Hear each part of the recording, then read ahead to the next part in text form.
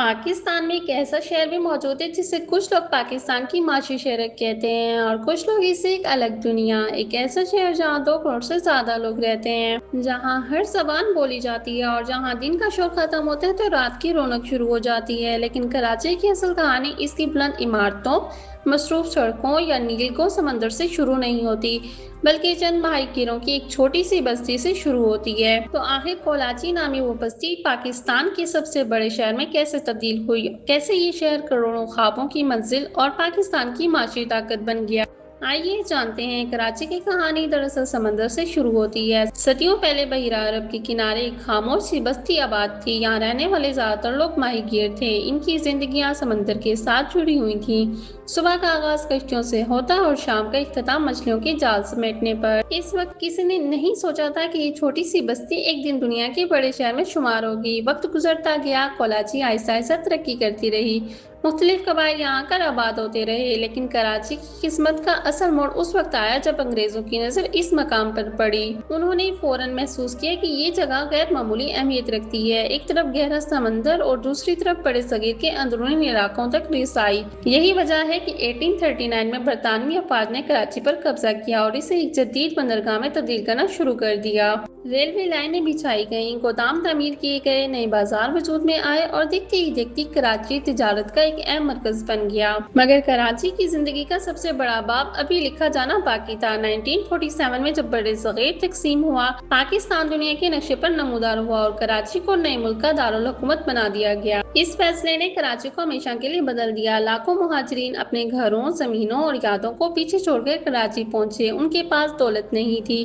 بڑے کاروبار نہیں تھے، لیکن ان کے پاس امید تھی۔ انہوں نے اس شہر کو اپنا گھر بنا لیا، کاروبار شروع کیے، فیکٹریاں قائم کی، تعلیمی ادارے بنائے اور چند ہی دہائیوں میں کراچی پاکستان کی معاشی طاقت بن گیا۔ آج اگر آپ کراچی کی سڑکوں پر نکلیں تو آپ کو پورا پاکستان ایک جگہ نظر آئے گا۔ یہاں اردو بولنے والے مہاجر بھی ہیں، پشتون بھی، پنجابی بھی ہیں اور سندھی بھی، بلوچ بھی ہیں اور سرائکی بھی، کشمیری بھی ہیں اور دوسری برادریاں بھی۔ اس لیے کراچی کو منی پاکستان کہا جاتا ہے، کیونکہ یہاں صرف لوگ نہیں بستے، یہاں پورے پاکستان کی ثقافتیں بستی ہیں۔ لیکن کراچی کی اصل طاقت کیا ہے؟ اس کا جواب ایک لفظ میں دیا جا سکتا ہے: معیشت۔ پاکستان کی معیشت کا ایک بڑا حصہ کراچی سے جڑا ہوا ہے۔ کراچی پورٹ اور پورٹ قاسم ملک کے سب سے اہم تجارتی دروازے ہیں۔ دن رات ہزاروں کنٹینرز یہاں سے دنیا کے مختلف ممالک کی طرف روانہ ہوتے ہیں۔ پاکستان میں آنے والی بے شمار اشیاء انہی بندرگاہوں سے گزرتی ہے۔ ملک کے بڑے بینکوں کے ہیڈ آفس، بڑی کمپنیوں کے مرکزی دفاتر اور پاکستان اسٹاک ایکسچینج سب کراچی میں موجود ہے۔ اس لیے بعض ماہرین کہتے ہیں کہ اگر کراچی رک جائے تو پورے ملک کی رفتار متاثر ہو سکتی ہے۔ لیکن کراچی صرف تجارت کا شہر نہیں، یہ خوابوں کا شہر بھی ہے۔ ہر روز ہزاروں لوگ بہتر مستقبل کی تلاش میں کراچی آتے ہیں، کوئی ملازمت کے لیے، کوئی تعلیم کے لیے اور کوئی کاروبار کے لیے۔ کراچی کی ایک اور شناخت بھی ہے، وہ ہے اس کا سمندر۔ شام کے وقت جب سورج آہستہ آہستہ بحیرہ عرب کے پانیوں میں ڈوبتا ہے تو ایسا محسوس ہوتا ہے جیسے پورا افق سنہری رنگ میں رنگ گیا ہو۔ کلفٹن سی ویو پر چلنے والے ہزاروں لوگ روز اس منظر کے گواہ بنتے ہیں: سمندر کی ٹھنڈی ہوا، لہروں کی آواز اور دور تک پھیلا ہوا نیلا پانی۔ یہ سب کراچی کو ایک منفرد حسن عطا کرتے ہیں۔ لیکن بہت کم لوگ جانتے ہیں کہ کراچی کے قریب موجود جزیرے بھی اپنی مثال آپ ہیں۔ شمسپیر آئی لینڈ، جہاں آج بھی ہزاروں ماہی گیر آباد ہیں۔ چٹنا آئی لینڈ، جہاں پہ سمندر کے نیچے ایک رنگین دنیا آباد ہے۔ یہ وہ جگہ ہے جہاں سکوبا ڈائیونگ کرنے والے لوگ سمندری حیات کا قریب سے مشاہدہ کرتے ہیں، اور جب وہ واپس آتے ہیں تو اکثر ایک ہی بات کہتے ہیں: انہیں یقین نہیں آتا کہ یہ سب پاکستان میں موجود ہے۔ لیکن کراچی کی بات کھانوں کے بغیر مکمل نہیں ہو سکتی۔ یہ شہر صرف لوگوں کو روزگار نہیں دیتا بلکہ ان کے ذائقوں کو بھی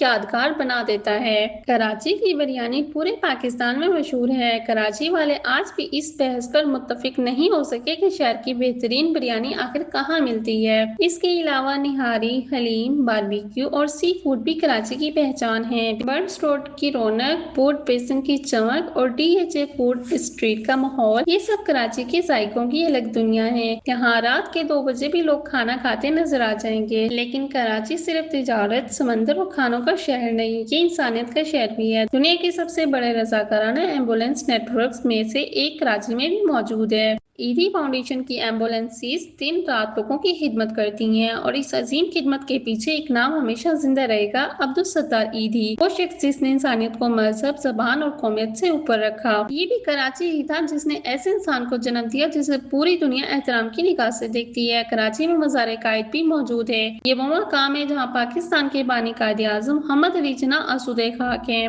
हर साल लाखों लोग यहाँ आते हैं और पाकिस्तान की तारीख के इस अजीम बाब को याद करते हैं। इसी तरह मस्जिद तूबा अपने मुनफरिद गुंबद की वजह से दुनिया भर में मशहूर है। Fort grand, डॉल्मिन mall, lucky one mall, जदीद क्लिफ्टन कराची के नए चेहरे की नुमाइंदगी करते हैं। लेकिन हर कहानी की तरह कराची की कहानी में भी तारीख अबवाब मौजूद हैं। ऐसे साल भी आए जब इस शहर की रौनक मांद पड़ने लगी। बदअमनी, दहशतगर्दी और सियासी कशीदगी ने कराची को शदीद मुतासिर किया।